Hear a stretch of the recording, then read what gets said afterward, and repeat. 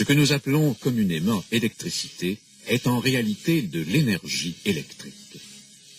Pour comprendre comment elle agit, il faut pénétrer dans la structure de la matière. Dans un atome, on trouve d'abord un noyau composé de particules positives, les protons, et de particules neutres, les neutrons. Des particules négatives gravitent autour, ce sont les électrons. Pour chaque proton, il y a un électron en orbite autour du noyau. Plus un noyau a de protons, plus il y a d'électrons. Le cuivre, par exemple, a 29 électrons, donc 29 protons. Ce qui frappe d'abord, c'est le vide, l'espace entre le noyau et les électrons qui gravitent autour. Si le noyau d'un atome avait la dimension d'une boule de billard, son électron le plus éloigné serait environ à 3 km.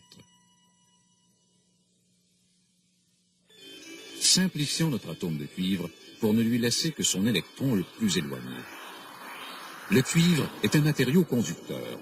Dans ce type de matériau, les électrons situés dans la couche la plus éloignée du noyau peuvent quitter leur orbite plus facilement. S'ils reçoivent une impulsion d'énergie venant d'ailleurs, ils quittent l'attraction de leur noyau et vont vers un autre noyau. Ce sont des électrons libres. C'est dans ce mouvement des électrons libres que réside le secret de l'électricité, dans la capacité qu'ont les électrons de se déplacer dans la matière sous l'action d'une force extérieure.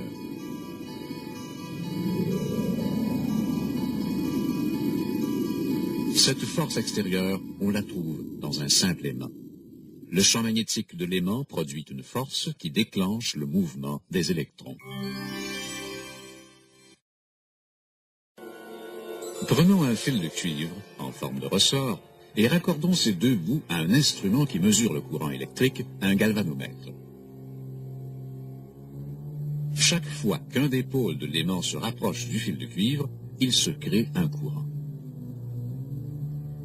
Cette alternance des pôles crée une vibration, un brassage des électrons. Si on accélère le mouvement, on augmente la fréquence des va-et-vient. Ce n'est pas la proximité du champ magnétique de l'aimant qui produit le courant, mais plutôt le déplacement de ces pôles près du fil de cuivre. Un courant alternatif est ainsi créé, un va-et-vient continuel des électrons dans la matière.